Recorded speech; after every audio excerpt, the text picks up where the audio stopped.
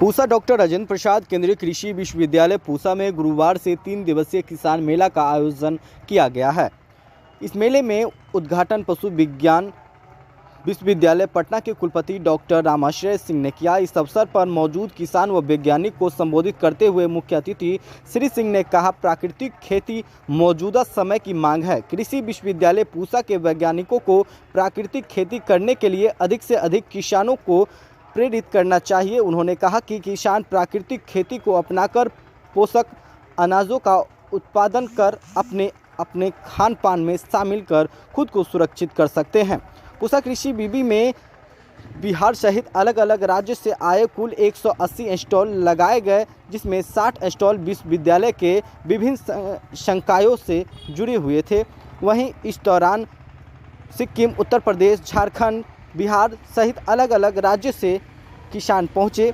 वहीं इस मेले में कृषि यंत्रों को किसानों के समक्ष प्रस्तुत करने के साथ साथ मेले में खास तौर पर ड्रोन तकनीकी का जोर शोर से प्रयास किया गया और साथ ही पूसा कृषि विश्वविद्यालय द्वारा प्रकाशित पुस्तक व फोल्डर को विमोचन किया गया। देख रहे हैं आज हमारे डॉक्टर राजेंद्र प्रसाद केंद्रीय कृषि विश्वविद्यालय में ये 3 दिन का किसान मेला का आयोजन किया गया है और इसमें हमारे मुख्य अतिथि डॉक्टर रामेश्वर सिंह, सम्मानीय कुलपति बिहार पशु चिकित्सा विश्वविद्यालय पटना के आज मुख्य अतिथि हैं। और इसका जो थीम मेन है हमारा प्राकृतिक खेती और जो मोटे अनाज हैं उससे कैसे हमारे किसान लाभान्वित हैं, यही हमारा मेन फोकस एरिया है।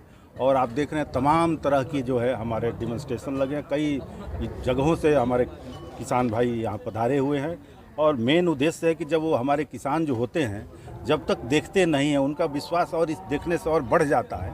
तो इसलिए हम लोगों की कोशिश है कि सारे किसान आ करके इसे देखें और देख करके ज़्यादा से ज़्यादा जो हमारी टेक्नोलॉजी हैं उसको और आगे प्रसारित करें और भी उनका विश्वास बढ़े, जिससे कि उनकी आय को जो है ना और भी बढ़े, उनकी आय और उनकी समृद्धि बढ़े।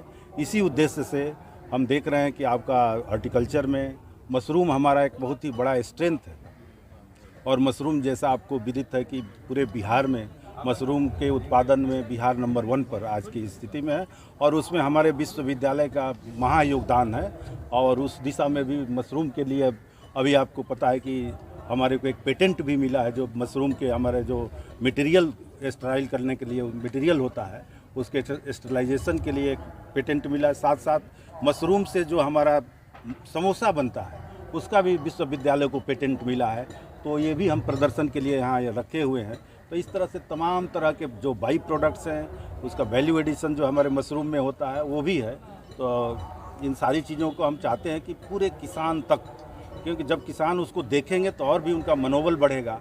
साथ साथ प्राकृतिक खेती जो है आज समय की मांग है, प्राकृतिक खेती को और आगे बढ़ाना, क्योंकि हमारे जो पूर्वज थे जो ऋषि खेती के नाम से भी जो जानते हैं आप, वो बहुत पहले प्राकृतिक खेती ही करते थे। जब कोरोना काल आया है, कोरोना काल के उपरांत आपने देखा है कि लोगों के मन मस्तिष्क बदल गया है और ज़्यादा से ज़्यादा नेचुरल चीज़ों के ऊपर वो ध्यान देने लगे हैं और इसके परिणाम भी अच्छे आए हैं। इन्हीं सब चीज़ों को ध्यान में रखते हुए विश्वविद्यालय प्राकृतिक खेती की तरफ अपना एक विशेष परियोजना शुरू किया है और इस प्राकृतिक खेती का एक अच्छा हमारा नमूना यहाँ पेश किया गया है, उसे आप लोग देखेंगे।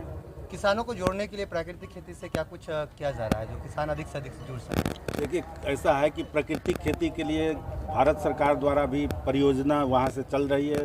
बिहार यहाँ पर राज्य सरकार द्वारा भी यहाँ पर परियोजना प्राकृतिक खेती और जैविक खेती दोनों के तरफ जो है ध्यान है। और जो हमारा जो इंडो गंगेटिक बेल्ट है, इस बेल्ट में एक्सक्लूसिव जो है हमारा जो जैविक और प्राकृतिक खेती के ऊपर विशेष ध्यान है। और हम लोग खास करके, क्योंकि प्राकृतिक खेती में लागत बहुत कम हो और उसको आमदनी ज़्यादा हो, तो मैं समझता हूँ कि इससे हमारे जो किसान भाई बहन हैं वो समृद्ध होंगे।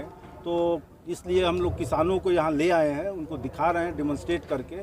और ये प्राकृतिक खेती के जो इंग्रेडिएंट्स हैं, जो इनपुट होते हैं, वो आप अपने खेत पर घर में आप तैयार कर सकते हैं। वो सब चीज़ों का हम डेमोन्स्ट्रेशन यहाँ कर रहे हैं और हमारे किसान इसको रियल टाइम में देखेंगे, उससे प्रशिक्षण भी प्राप्त कर सकते हैं।